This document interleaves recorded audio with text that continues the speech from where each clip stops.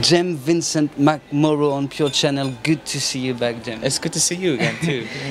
My first question is, I was wondering, are you tired about doing promotion and moving everywhere? We see each other 3 months ago. It seems you've been on a journey a lot.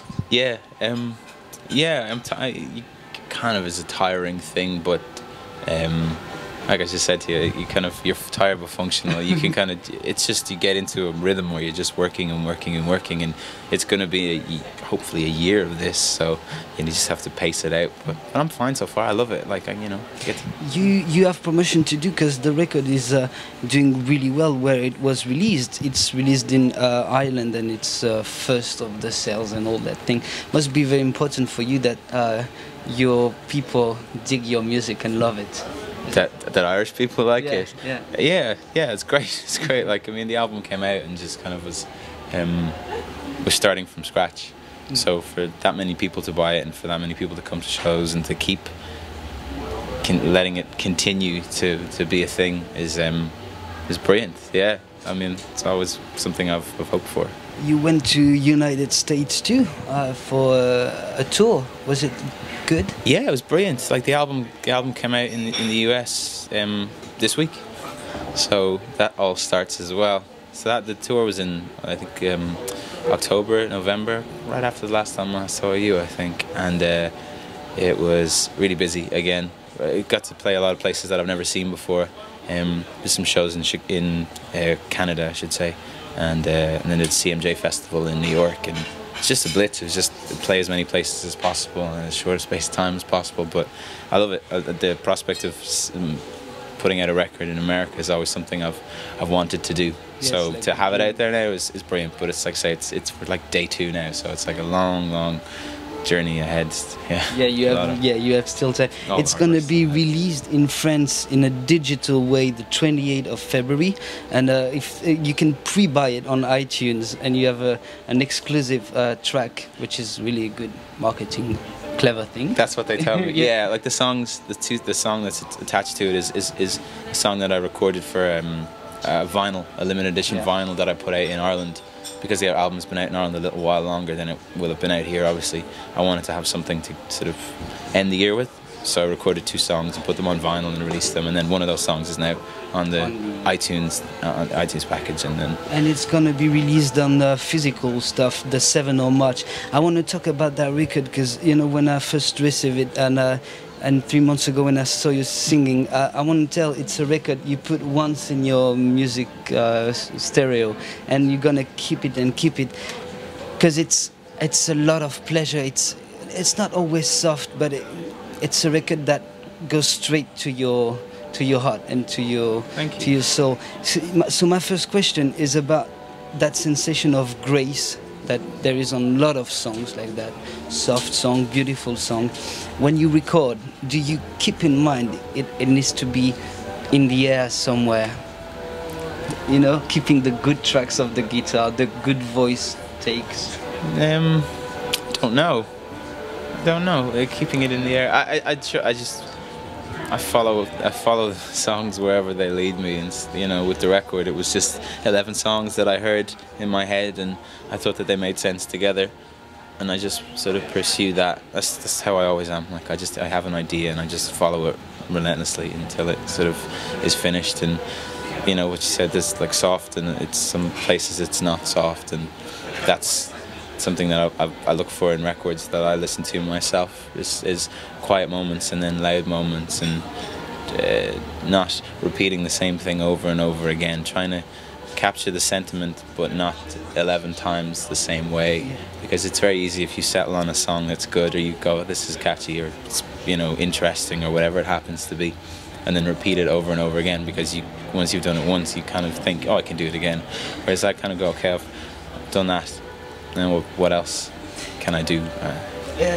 Do you said you had the songs in the head. Do they sound exactly like you used to hear the songs in your head? I mean, the production and the recording.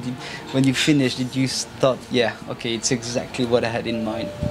Yeah, pretty much. Like for what I had in front of me, like I didn't record it in a studio. I recorded it by myself with a microphone, so I was aware that it was never going to sound there's a part of me that goes, oh, it would be incredible if I had you know, vast amounts of equipment and stuff. But this was just a thing that I was making.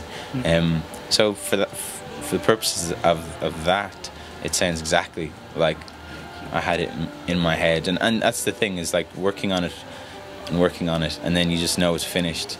If had it not sounded like it, I heard it in my head, it wouldn't be finished. I'd still be at home working on it now. Like I got to the last song and thought, okay, this is done, and so it was as close as it was ever going to be to what I hear in my head.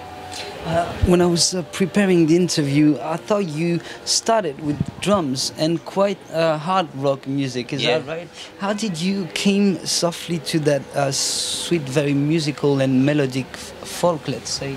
Yeah, well, I mean, I think when you're young, you listen to angry music as a general rule, like raucous music, and I still do. I love it. But you know, as I got a little bit older and was like, when I left school, I just discovered music that I ignored up to that point, like singer-songwriters, or I had a love of it was kind of a meandering route that led me to like listening to that type of music. It was my love of hip-hop music, that an interview that I read with Pharrell Williams, and he was talking about Donny Hathaway, and I went and bought a Donny Hathaway record, and that was sort of one of those things where I first heard an incredible singer and incredible songwriter, and that made me, when you hear something like that and something like that happens, and you start to question everything that you've always thought to be true. So you kind of think, I always thought that, you know, at the drive-in and Refused were the greatest bands in the world. I still think that they are, to be honest. But then you kind of go, okay, well, if there's other stuff out there like this that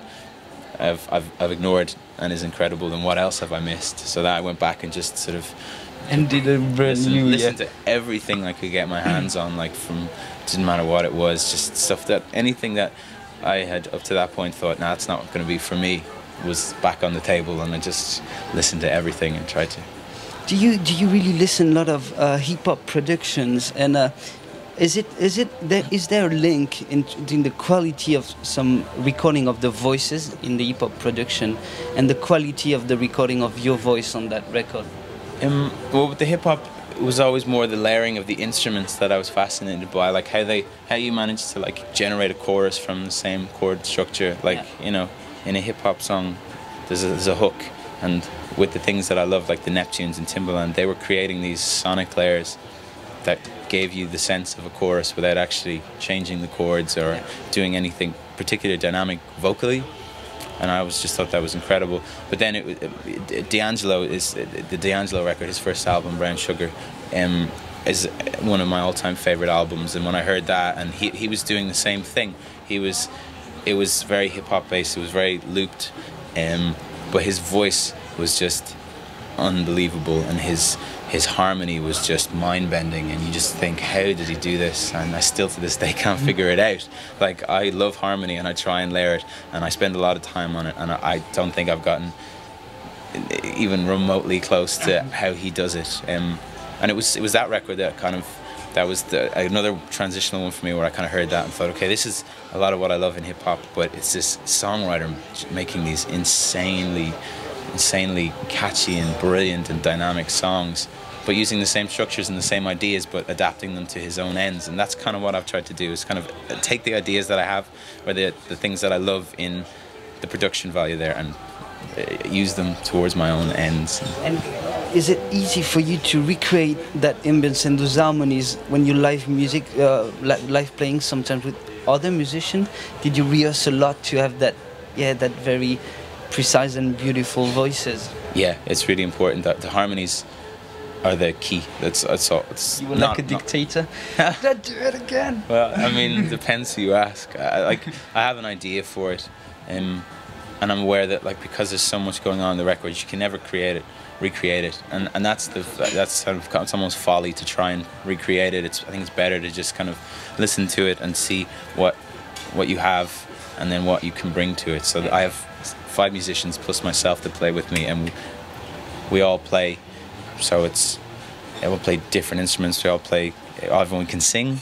So it's like, let's get the harmonies and let's see what else we can add to that to work with the harmony as opposed to against it. The harmony's key, is for me, always has been. The harmonies are magnificent, but your voice is also James. Go grab that record early in the morning. James Vincent Mcmorrow, you could see him play in France because he's touring everywhere. Anyway. So thank you very much for being on Pure Channel and also for playing music. You can go grab on Live the Pure, the music of James. Thank you very much, James. Cheers.